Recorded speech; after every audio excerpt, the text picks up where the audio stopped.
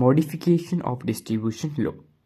अब देखो, जो सोल्यूट होता है एक्स, जब कोई सोल्यूट एक्स या तो एसोसिएशन करे या डिसोसिएशन करे, किसी भी फेज के अंदर एसोसिएशन करे या डिसोसिएशन करे, तब जो लो है उसको मॉडिफाइड किया गया। क्योंकि अगर मान लो हमने सोल्यूट लिया, वो लिक्विड, दो फेजेस है लिक्विड के, किसी भी फेज के अंदर तो एसोसिएट हो या डिसोसिएट हो जाए, तब लो को मॉडिफाइड किया गया। तो आज हम एक ही केस डिस्कस करेंगे, when the solute get dissociated। Solute dissociated हुआ तो वो वाला केस डिस्कस करेंगे। अब जो सोल्यूट है वो डिसोसिएट हुआ, या तो किसी एक फेज में होगा या दोनों फेज में होगा, तो इसके लिए भी तीन केसेस हैं। पहला case, when solute gets dissociated in any phase से 1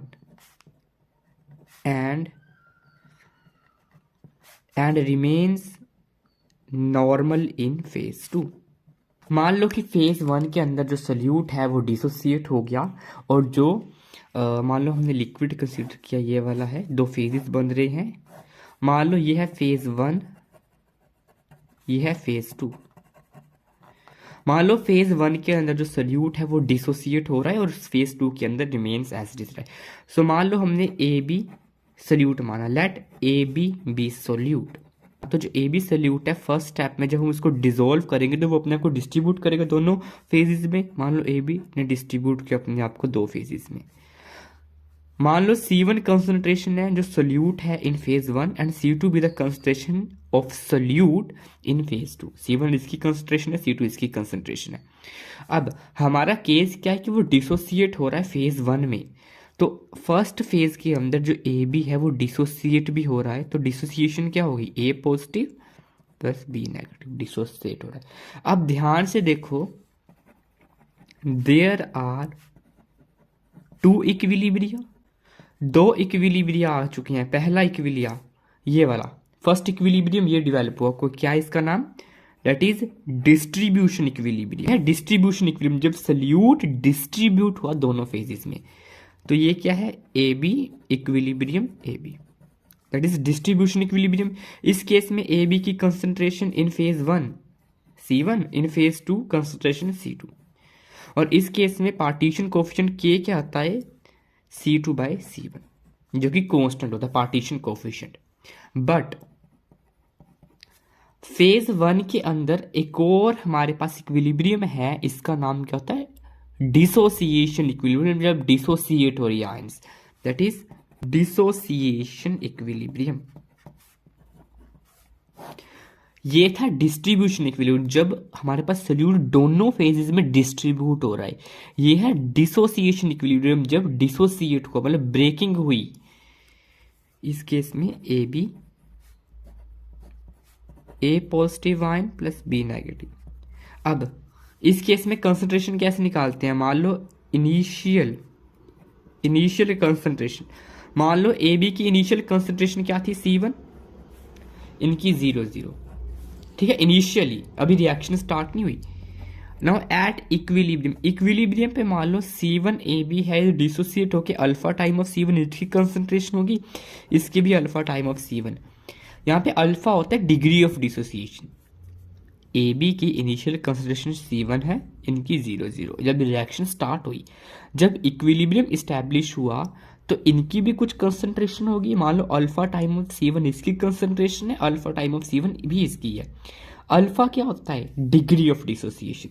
अब देखो इनिशियली क्या कंसंट्रेशन थी इसकी, C1, alpha time of C1 ions की है, तो minus alpha time of C1, तो ए बी की कंसंट्रेशन क्या होगी, 1 minus alpha C1।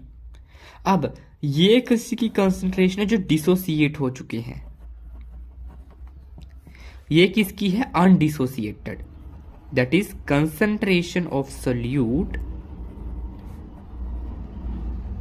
Remain undissociated, जो कि अनडिसोसिएटेड ही रह चुके हैं, उनकी कंसंट्रेशन है ये। हमें तो कंसंट्रेशन उसकी चाहिए जो अनडिसोसिएटेड है, क्योंकि डिसोसिएट हो गए तो वो सोल्यूशन में जो ऊपर लिक्विड है सोलवेंट इसमें डिसॉल्व हो चुके हैं, हमें तो उसकी कंसंट्रेशन चाहिए जो रिमेन्स अनडिसोसिएटेड है। तो अनडिसोसिएटेड की कंसंट्रेशन क्या हुई 1 minus alpha time of C1। So low obviously modified हो चुका है K, that is now K क्या होता है, पार्टीशन कोफिशिएंट या फिर डिस्ट्रीब्यूशन कोफिशिएंट है ना। तो पार्टीशन कोफिशिएंट C2 सल्यूट इन फेज 2, ये तो चेंज ही नहीं हुआ तो C2 एज इट इज रह जाएगा।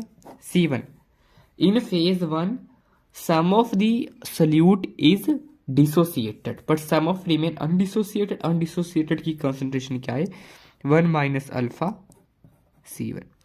सो ये है हमारा लो, मॉडिफाइड फॉर्म ऑफ लो, जब हमारे पास आयंस या जो सल्यूट होगा वो डिसोसिएट हो जाएगा। अब सिमिलरली केस 2 भी ऐसे बन जाता है। सेकंड केस, यहां पे क्या था, फेज 1 के अंदर डिसोसिएशन हो रही थी, जब फेज 2 के अंदर डिसोसिएशन होगी तो ऑब्वियस सी बात है फेज 2 के अंदर चेंजेस आ जाएंगे। तो उस केस में क्या K क्या हो जाएगा 1 minus alpha C2 bye C1। जब हमारे पास फेज 2 के अंदर डिसोसिएशन हो जाएगी when solute undergoes dissociation in phase 2 and remains normal in phase 1। ठीक है, remains normal in phase 1। अब यहां से देख के थर्ड केस क्या बन जाएगा, थर्ड केस क्या होगा, when solute undergoes dissociation in both phases, दोनों फेजेस के अंदर जो सोल्यूट डिसोसिएट हो रहा है तो उस केस में डिसोसिएशन कांस्टेंट क्या हो जाएगा 1 minus alpha 2 C2 1 minus alpha 1 C1। Here alpha 2 और अल्फा 1 क्या है, degree of dissociation, that is degree of dissociation of solute in phase 1। ठीक है, यहाँ पे क्या है, यहाँ पे अल्फा 1 क्या है, degree of dissociation of solute in phase 1 and similarly alpha 2 degree of dissociation of solute in phase 2। देखो जब हमारे पास फेज 1 के अंदर डिसोसिएशन हो रही थी तो 1 माइनस अल्फा C1 क्या है, concentration of solute which are remain undissociated, जो कि डिसोसिएट नहीं हुए हैं। सेकंड, जब हमारे पास फेज 2 में डिसोसिएशन हो रही तो 1 माइनस अल्फा C2 जो कि सल्यूट अनडिसोसिएटेड है। अब जब दोनों केसेस में डिसोसिएशन हो रही है तो 1 माइनस अल्फा 2 C2 ये क्या है, जो रिमेन अनडिसोसिएटेड है, ये रिमेन अनडिसोसिएटेड इन फेज 1 इन फेज 2।